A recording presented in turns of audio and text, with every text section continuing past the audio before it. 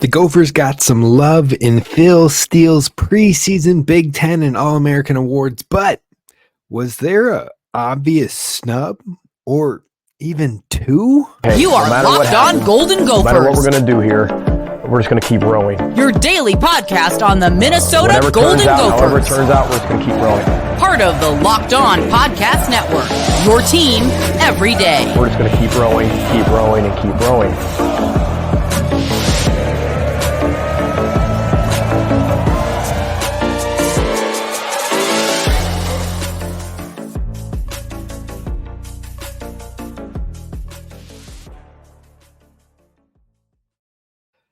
What's up? You're listening to Locked On Golden Gophers, part of the Locked On Podcast Network, your team every day.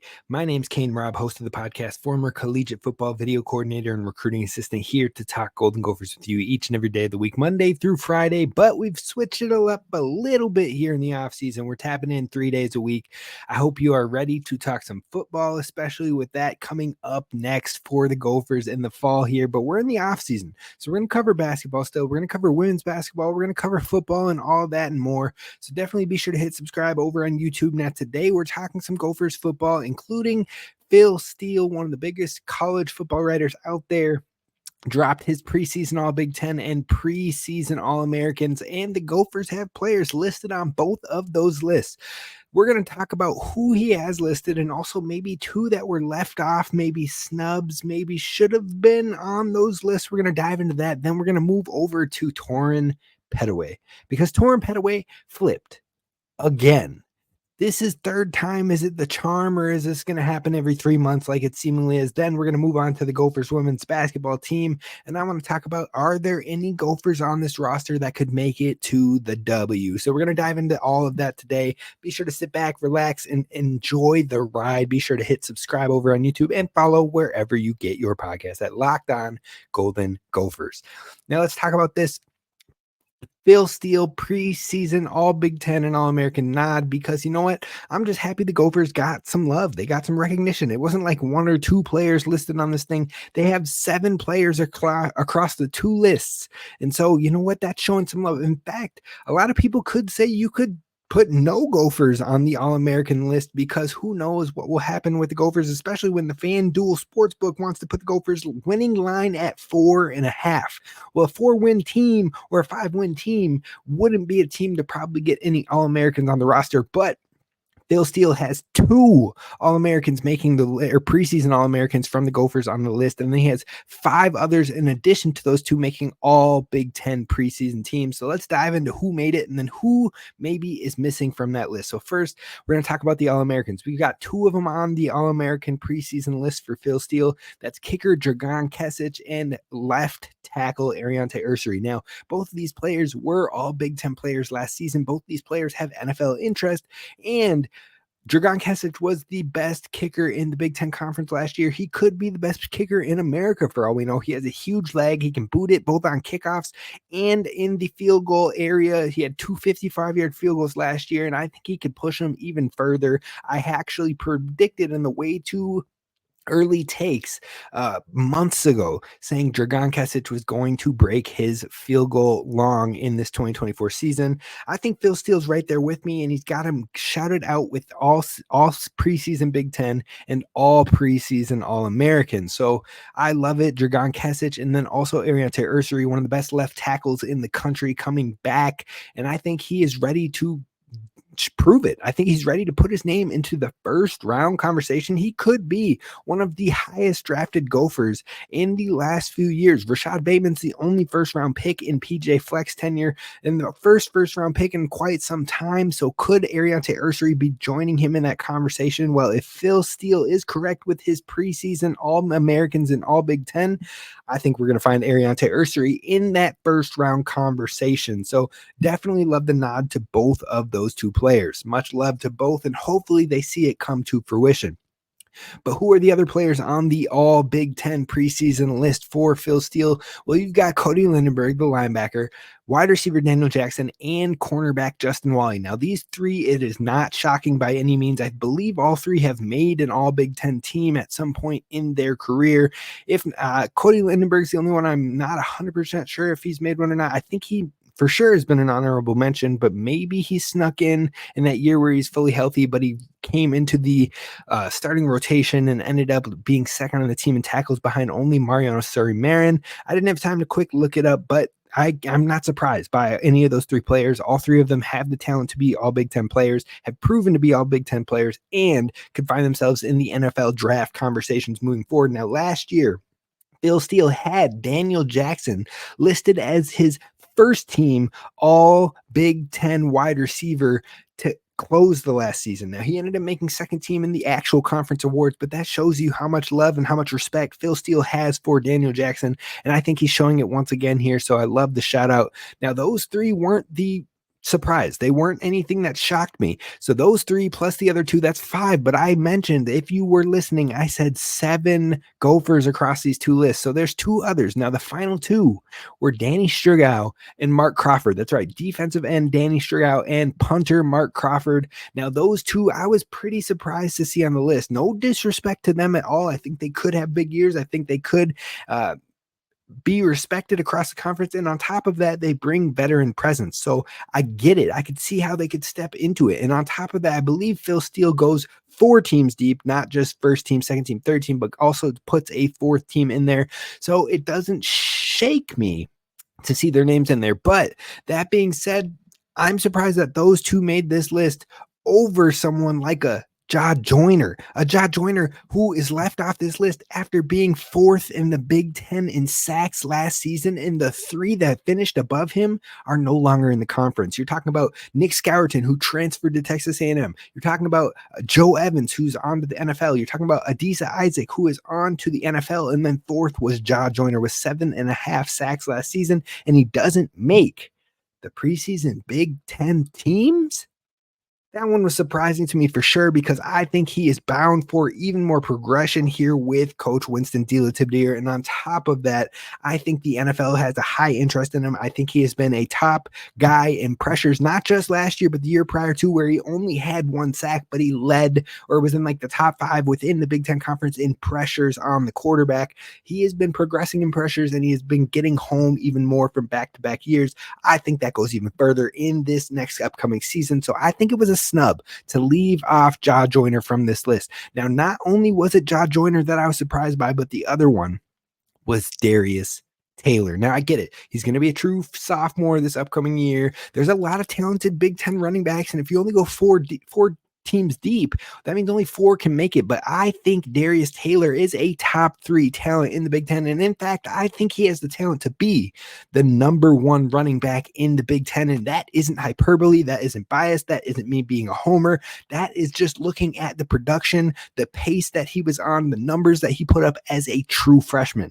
Now, on top of that, you got to take into consideration that the game's going to slow down, that he's been getting stronger, that he understands what it takes to play at the Big Ten level now. And he is making sure his body is ready to take on a full season's workload and show up and show out. So Darius Taylor not making this team was very surprising, seeing as he led the entire nation, not just the Big Ten Conference, the entire country in rushing yards per game. Even if he takes a couple steps back, a little bit of regression in those numbers, he still led it by a long stretch. His pace was phenomenal. He can get involved in the receiving game, which now we have a quarterback who isn't afraid to take the short yardage and hit the check down.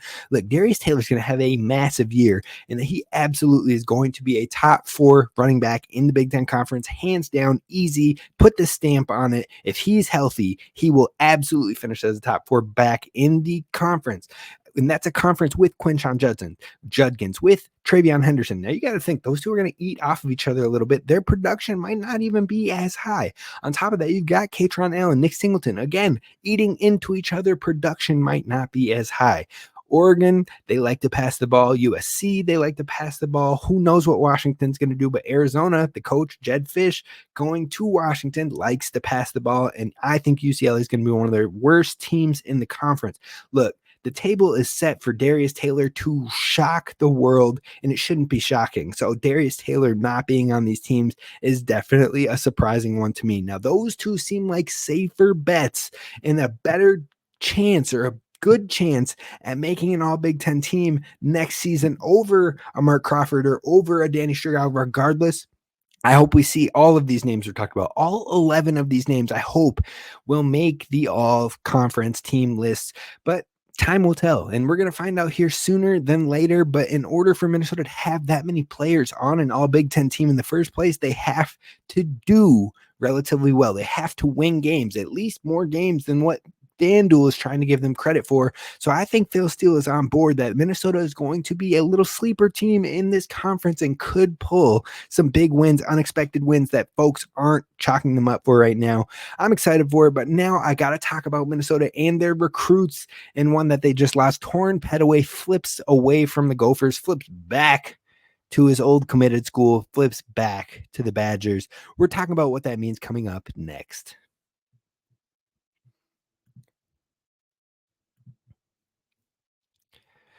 First, I got to talk to you about our friends over at Gametime, because Gametime is my favorite ticketing app, hands down. I don't care if you have a preference. You got to try Gametime, because Gametime, I swear by it, they have the best last-minute deals. You can save up to 60% off of buying last-minute tickets for not only sports, but also concerts, comedy, theater, and more, all over at Gametime. So you're definitely going to want to download that app, because they take killer last minute deals. They have all in prices. They have a view from your seat, the lowest price guarantee, and they take the guesswork out of getting your tickets. And that's why you should give them a try.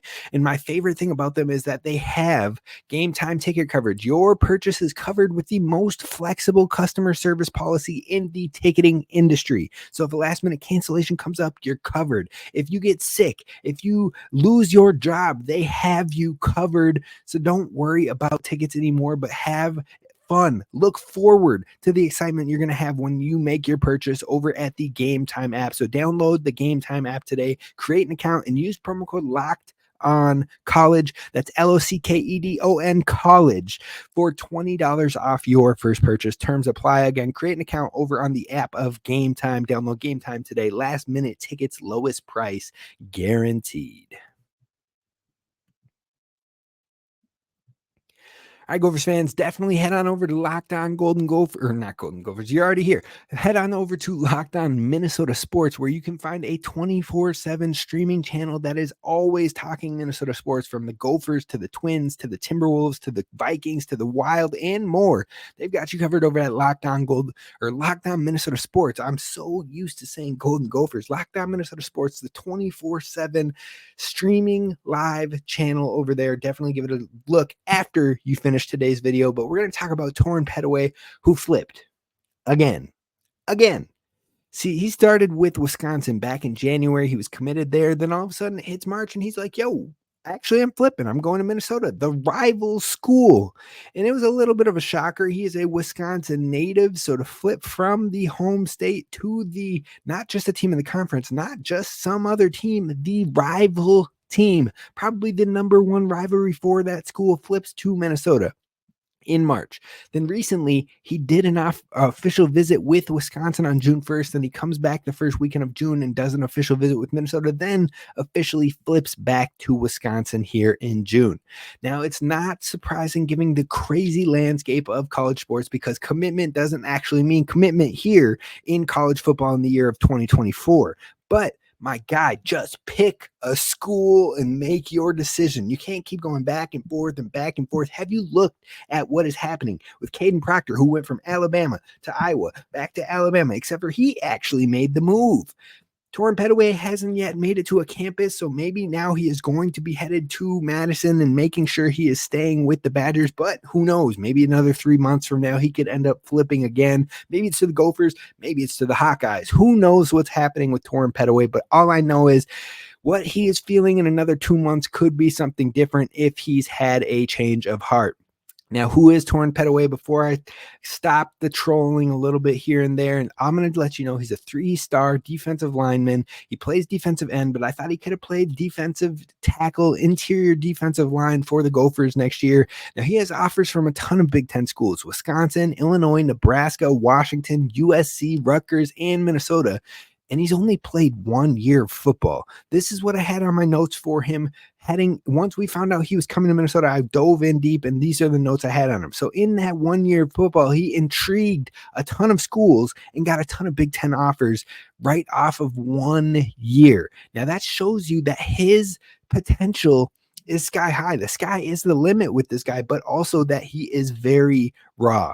Now, his production as a junior last year, 34 tackles, 5 tackles for loss, 4 sacks, 2 interceptions. He can get it done. He's an athletic freak. He plays basketball. That was his number one sport. So you know he's got the athleticism, but he's also got the size. 6'4", 265 pounds. He could still put some more on in college once he gets into the strength and conditioning programs. So he is a player that has a lot of upside, and he wins with a lot of raw talent. But I thought with Coach Winston DeLaTiviere, he really could have taken him to an elite level. We'll see if he can do that with the Wisconsin coaches as well. But I know Debo has been getting it done here in Minnesota within his 2 years. So, you know what? We'll see. Well, I guess actually this is going to be year 2. So within his 1 year, and it's going to head into year 2.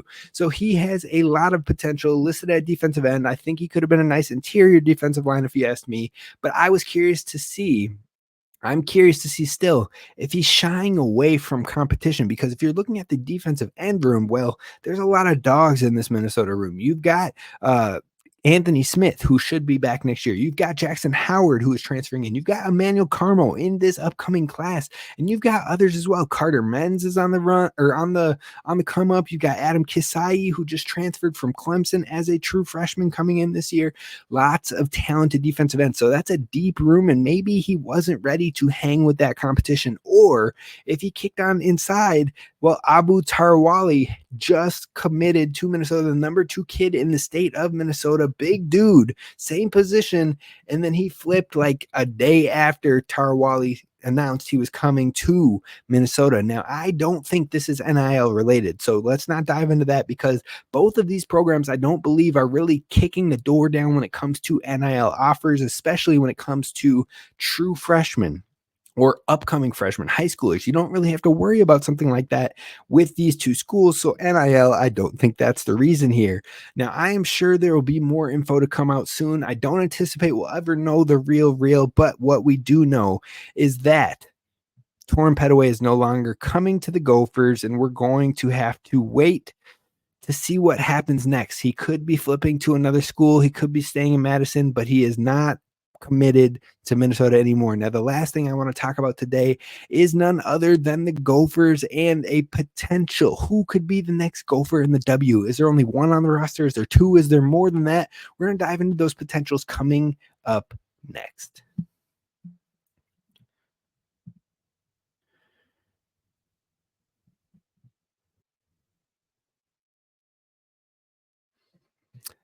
All right, Gophers fans, we're wrapping it up talking about the next Gopher to the W. Now, I think there's a player that is likely. I think that there's a player that is a maybe, possibly, and I think that there are 2 players that are long shots, but I would never say never. So let's dive into who I think those are on this Gophers women's basketball team. Now, the likely player, you probably guessed it, is Mara Braun, one of the best scorers in the Big Ten, a USA basketball rep for the U21 team last summer in 3-on-3, brought home the gold, and she's a walking bucket. Her game is made for the W, plain and simple. And if you look at 2026 mock drafts, if you look at 2026 prospects lists, you'll see Mara Braun's name likely in the top 10 as a potential first-round pick. Now, yes, she had an injury last year, but if she comes back, bounces back, and is her normal self, I think she's going to put herself right back at the top of the conversation. Now, if you go to wbasketballblog.com, they are always running updated mock drafts, updated 2.0 lists, 3.0 lists, and what have you. And in the last one, they had Mara Braun as the 7th overall prospect in the 2026 WNBA draft class. Howard Megdal of The Next, which is a big publication for women's sports, especially women's basketball, said she will go first round if she stays healthy. And finally, she is one of the best scorers. She can do it at all 3 levels. She can hit the mid-range. She can hit from deep, deep, like way back. And she can drive and attack and finish at the cup. Now, on top of that, she also contributes to winning in different ways. She doesn't commit a lot of turnovers. She gets steals. She gets deflections. She is constantly creating for her teammates and getting assists. And on top of that, she can get rebounds as well. She's an all-around player. She's ready for the W, and I think that she's going to have 2 more years here with the Gophers before she takes that next journey. But Mara Braun has it. If she can stay healthy, she will be the next. I have no doubt about that. Now, in the next category for me, The maybe category is Amaya Battle. Now, some might be like, whoa. That's still a long stretch. That's still a ways. But look, hear me out. Amaya shows all of the traits of an ultra athletic playmaking guard and the ability to be one of the best in the conference, one of the best distributors in the conference and maybe the nation. And it really came full force to close out the year, this upcoming year, where everything started to click into place. Scoring, taking care of the ball, setting up teammates. Defensively, she was getting it going, and even in some rebounding categories. Now, you look at her Big Ten tournament. She played 2 games. And in those 2 games, she had 54 points, 7 rebounds, 10 assists, 2 steals, 1 block. Now, she had moments of that in the NIT as well. And all of this, the Big Ten tournament, the NIT, was with Mara Braun down with the injury and people knowing that Amaya was the number 1 scoring option. They were aiming to take her away. And yet she was still finding ways to be a walking bucket. 3 games where she had like 28 plus points in that span. And on top of that, if she can harness that feeling, that play style, and the taking care of the ball and what have you, and she makes progress on that in her next 2 seasons, she absolutely can put herself into the conversation. And not only could it be scary for the Gophers because they could have a dynamic duo with those 2 players, but also Amaya could get real interest from the W. And I believe that wholeheartedly if she can continue to make those connections. Now, I also have 2 more players I want to talk about, more in the long shot categories, way long shot. They got to clean up a lot of things in these next few years, but there's time. Sophie Hart is one of those players. Her height at 6'5", her inside post game, which is solid, and she usually shoots above 55, 56% from the floor. Those could be assets that pique interest in the W. Like I said, at 6'5", she brings real size. She also proved that when given the play time, she can score. She didn't get time at her last school, but she gets time here, and all of a sudden, she's a force. And when she gets injured, all of a sudden, Minnesota was panicking because we didn't have anybody else to fill that role. Now, we've hit the transfer portal. We've got 2 other bigs to hopefully plug some of that if she has to go down, if she gets in foul trouble, if an injury were to happen. But she still is a different beast at 6'5", and the interior post game is strong. She averaged 10.6 points per game, had 20 of her 30 games last year in double figures in scoring. That said, she will have to improve on the defensive end. She has to get better, not only in the blocks department and rim protecting in the front court, but on top of that, she has to be able to get rebounds. She has to be able to clean up on the boards on both the offensive and defensive sides of the floor. Averaging 5 rebounds a game at 6'5" is not going to get it done in the W. Now, if you can get those up to close to 8, 9, 10 rebounds per game and keep your double-digit scoring, that could be interesting. At that size, with that skill set and that production, that could bring some interest. Now, the plus side is Minnesota is trying to get a waiver for Sophie Hart for her to be able to play 1 extra season beyond next year. That would mean she has 2 seasons left if the Gophers can make that happen. That means 2 seasons with a core of her and Amaya Battle, Mara Braun, Mallory Heyer, and Grace Groholski, and then some of these other young players as well. But you have that core, that starting 5 that have 2 more years all together at least. If she can get that production up in the rebounding, be more of a presence on the defensive end and keep her scoring up, I think she could have a long shot chance at making it in a later round of the WNBA draft. And then finally, the last player I want to talk about in the long shot category is Grace Groholski. She became one of the best shooting players in the Big Ten last year from the 3-point line, and especially from the freshman across the entire conference. She averaged 10.8 points per game, 5 rebounds per game almost, and 2 assists per game as a freshman, which is solid, but she's going to need to continue to build on that. And her biggest things that she has to step up over the next few years is that she needs to develop her ability to score on her own, create an isolation, and especially on the drive. If she can find a way to score it on the drive and make the inside game as lethal as the outside game, that's where teams are going to be like, ooh, who is this Grace Groholski? G Money. I see why they call her G Money. If she can do it on the inside and the outside consistently, find herself in maybe the 14 points per game category, that's where things start to get interesting. Now, she still has 3 years to get that together, and if she can do it for 3 years, or at least 2 of the 3 years, that could really start to pique the interest in maybe some second round, third round area for a WNBA draft. I'm not saying it's bound to happen, but I'm saying that's how you get your name into the conversation. So if Grace can develop her ability to drive and score as well as build upon her three-point consistency, then she could peak interest for a role in the W. It's hard to say, but she's got a lot of time and she gets a lot of play time, and that play time equals opportunity. And that's why I have her in the long shot category. Now, let me know what you think. Is this all a reach? Is this all a stretch? Do you think Amaya Battle could do it if she keeps building on that progress we saw late in the year? Or is it just Mara Braun? Let me know in the comments below, but I love talking Gophers women's basketball, and hopefully you'll be tapped in as we continue to dive into it over this offseason. That's going to do it for us today on Locked On Golden Gophers. Now, tomorrow we're talking about the names on the OV2 to watch for. That'll be this weekend, the official visit number 2. We're going to talk about some names there. We're going to talk about what's more important for the Gophers football team next year. Is it offense or is it defense? And then finally, we're going to talk about Amari Bailey visiting Minnesota next week as a basketball recruit. I'll see you then. Row the boat, Sky Imago Gophers, as always. And don't forget to hit subscribe.